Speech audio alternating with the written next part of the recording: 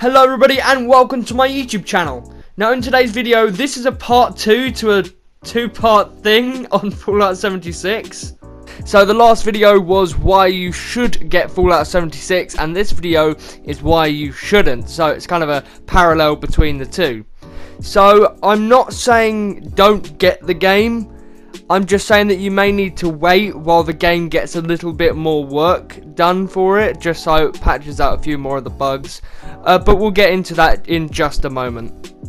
And that moment is now, actually. So, just to start off, the game is really glitchy. So, like, there's character models with their heads, like, moving out of place. There's arms that are creepily longer than what they should be. And it's not as charming as what it used to be, such as games like Fallout 3, Fallout New Vegas and Fallout 4, where the games are charming with the amount of bugs that they have in them, but in this game it is not charming at all. The bugs ruin the experience, I feel, especially with in the world there have been certain pop-in issues, especially with textures and banners, but also some of the actual game world.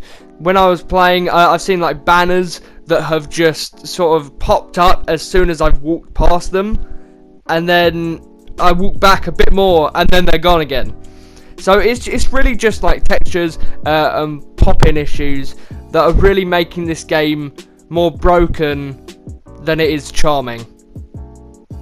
But the thing is that with all the glitches in this game and the amount that there actually is, this game still feels early access, and I wish they labelled it as early access, because then at least there'll be some form of excuse for all of the bugs and pop-ins that I listed just previously.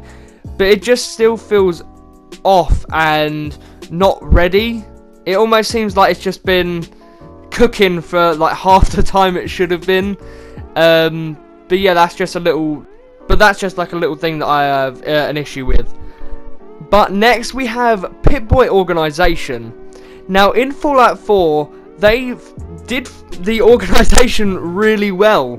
They've literally, they had miscellaneous armor, weapons, consumables, I think that was the next one. But in this game, it's all sort of, well, in certain categories, they're sort of compiled into one.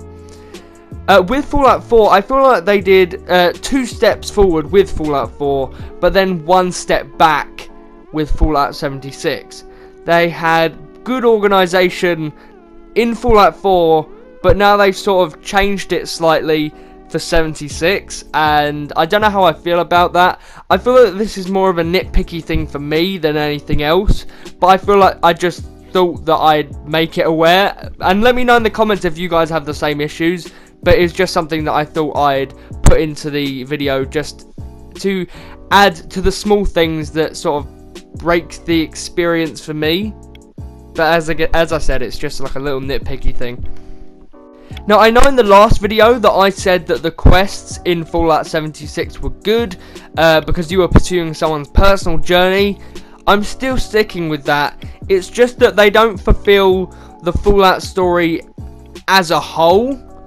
And what I mean by that is that they don't cater to the Fallout story. These Fallout 76 quests are more personal journeys for people or NPCs in the wasteland. They don't really add to the lore of Fallout 4 in general.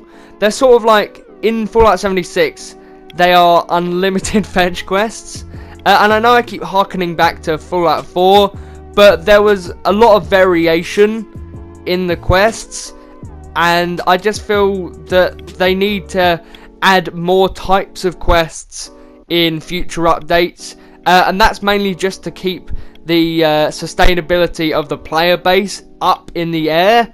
Because I know right now it is slowly dwindling down because of videos like this one, I guess, where people say that you should get the game for various reasons. But yeah, the quests, the entire game sort of lacks the Bethesda experience that you expect from a Bethesda game. And I feel like that's the main thing that people come back to these games for that Bethesda experience. But sadly in this game you don't really get that. You don't get enough world building for the price than what you're actually paying for it. So my final point is that I feel like this game is just filler before Starfield comes out. This is because there hasn't actually been that much of a year gap between Fallout 4 and Fallout 76, especially compared to what they usually do. They usually take a lot longer before they release a main entry into either of their most prominent franchises.